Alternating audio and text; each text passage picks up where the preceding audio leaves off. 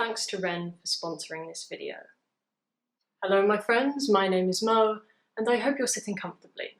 While this video won't be as long or structured as my previous two, it has been a while since I made one at all, and it would be a shame for you to watch in a state of discomfort. This is an unscripted video, which I'm a little nervous about. I'll do my best to articulate everything as succinctly as possible, but be warned, efficiency is not one of my skills. Today I want to talk about the state of trans healthcare in New Zealand, which is where I live, and my own struggles trying to access publicly funded top surgery.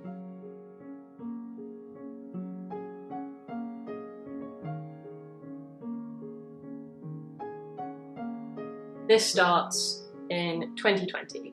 I'm 18 years old, I've just moved out of home. I decided pretty much straight away it was time to start trying to get top surgery. So I went to my GP and he was alright. He was like an old man. He asked me about my gender identity disorder, and I had to say that that was a term from the previous DSM, and the most up-to-date one now talked about gender dysphoria. I mean, okay, I was like, right, whatever. No, let's talk about my gender identity disorder. And you know, I didn't really care about that too much. He's a GP.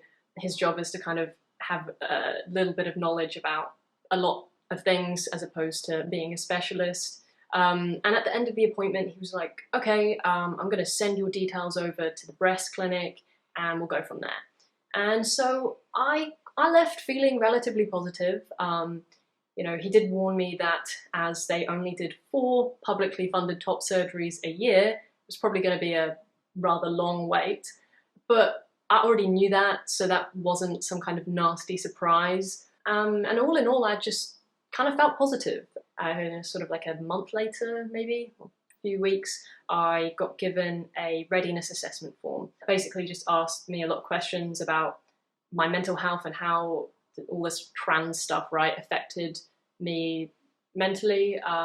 So they took it, they reviewed it, and they were like, sweet, all right, let's put you in the system and put you on the wait list. Now from here, there was a long wait, probably about a year. And in that time, I decided I wanted to take a gap year, and I moved back down to Dunedin to live with my mum. And I get a letter saying that my top surgery appointment has now been scheduled for August. I was kind of over the moon. Like, that was the best news I had heard all year. Unfortunately, because I was now living in Dunedin, Wellington was quite a long way away. And it wasn't worth trying to get on the wait list for top surgery in Dunedin, because by the time I got close to an appointment, I would have moved back to Wellington. I managed to sort of scrape together what I needed to fly up to Wellington for my appointment. But when I got to the hospital and when I went up to the receptionist, she said that I'd missed a call and that they just kind of assumed that meant I didn't want the surgery anymore and they'd cancelled my appointment. I'm not gonna lie, I cried in the waiting room publicly. It's not particularly elegant, it's a bit embarrassing, but I didn't know what to do. I'd waited a year for this appointment, I'd flown up to Wellington for this appointment, and then they were just going to take it away from me. Luckily, however, I think my thinly veiled theatrics did manage to pull on the heartstrings of the receptionist, because they decided that actually they could give me my appointment, it's all right. And so I was left to wait in the waiting room for about an hour. That was a lot to process, but eventually I got to have my appointment. And do you know what I will say? You know, if we're gonna look at the bright side of things, taking my shirt off in front of someone for the first time was not as anxiety inducing as it could have been, because I was too busy worrying about other things. So yeah, we can thank them for that.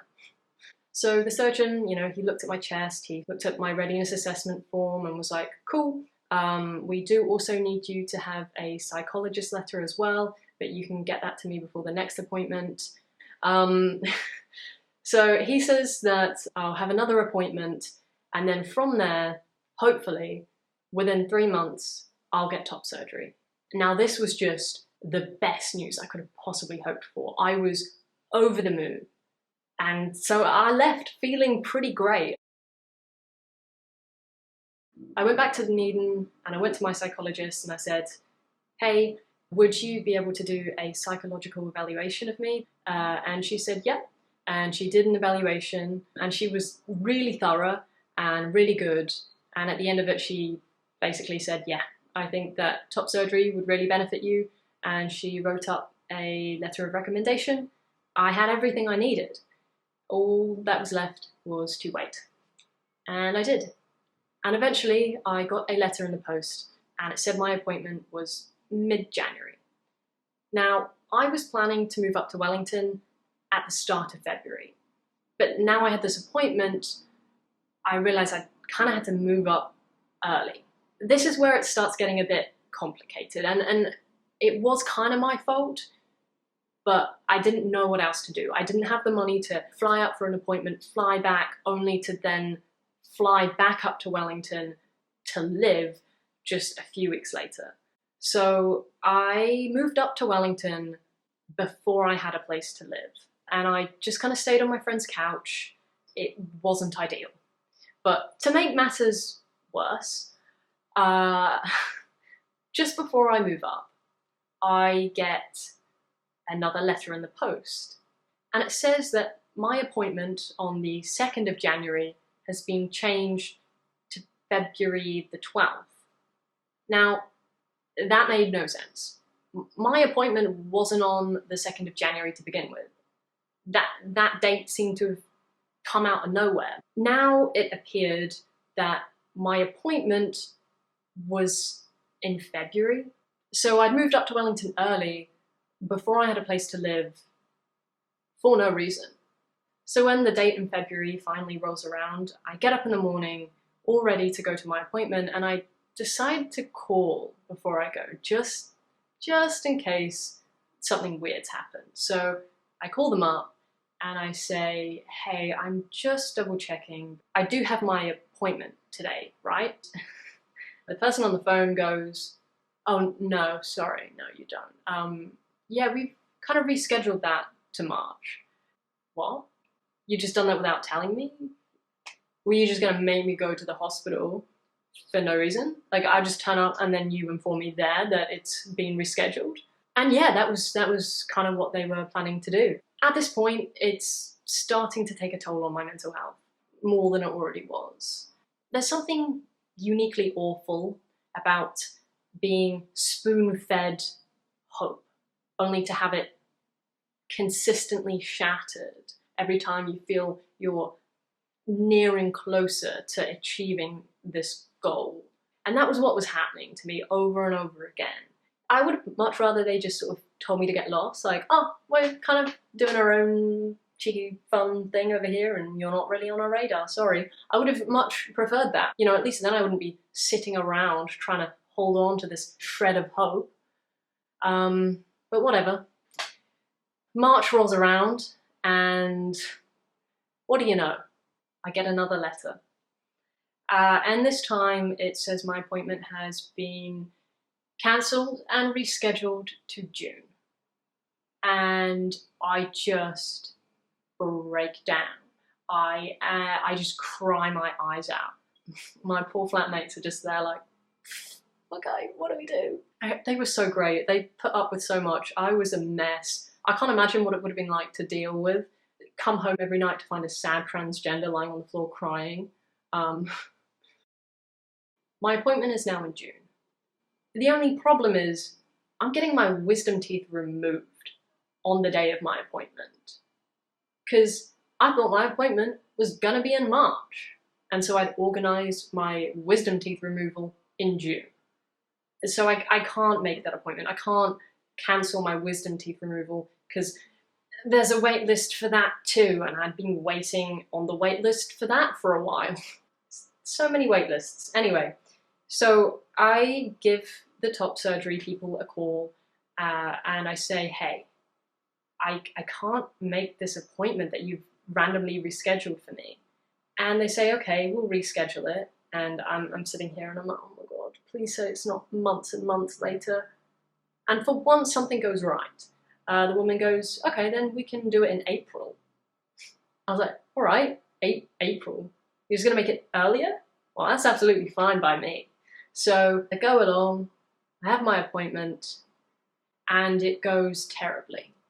Basically, I got in, and he said, cool, we'll get you to do the readiness assessment form one more time. Because of COVID, we have troubles with resources, and we just want to prioritize who gets surgery, right? And I was like, okay, yep. You know, cancer patients take priority over trans people, which fair enough. I'm not gonna try and argue against that. Yeah, it makes sense.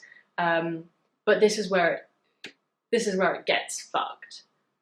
Basically, there is a score, a number that you have to meet in order to get the publicly funded surgery. I can't quite remember the numbers. I don't actually know what they mean, but it was something like 55, but now with COVID, it was 65, something like that.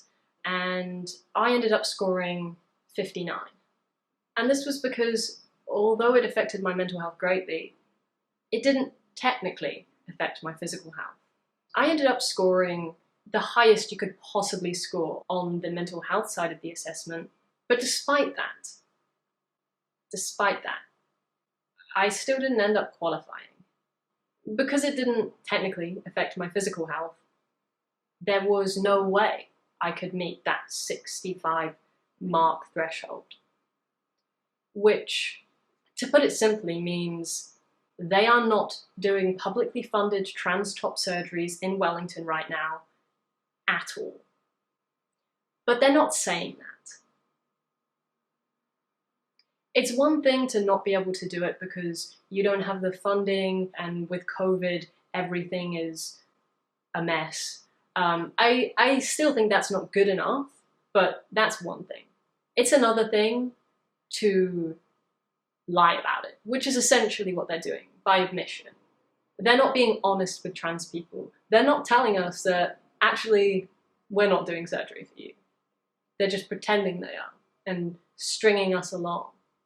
It was devastating. I was kicked off the waitlist. The waitlist I'd been on now for 2.5 years. I can't get back on the waitlist even if I want to because they're not accepting new referrals anymore. I had waited for 2.5 years and I was just dropped. I'd had my appointments cancelled and rescheduled countless times, and I was further away from the prospect of top surgery than I had been when I first started. I cannot describe how I felt in that moment, but it was just gutting. After that, I was left with the realization that my only chance of getting top surgery was to go privately. And in New Zealand, getting top surgery privately will cost you about $25,000. This is New Zealand dollars. Here are currency conversions for all you international viewers. Basically, it's a shit ton of money. A shit ton of money that I don't have. I don't think I know anyone my age who has that amount of money. So I didn't know what to do. It felt completely unachievable, but I had to try, right? So I started saving, and eventually I set up a Give a Little page, which is like the New Zealand equivalent to GoFundMe, and the response I got was just, I don't know, it was just incredible. So many people donated. So far, I have fundraised $10,000 towards my surgery, and it kind of like makes me choke up a wee bit just thinking about it. I cannot begin to express how grateful I am to everybody who has helped and supported me along the way with that. It's just kind of means the world to me. I have left the links to my give a little page, and also my PayPal if you just want to support me directly. Absolutely no pressure. I always feel a bit weird promoting my top surgery fund. Yeah, yeah, thanks. Oh, I don't know how to do. Yeah, okay, cool.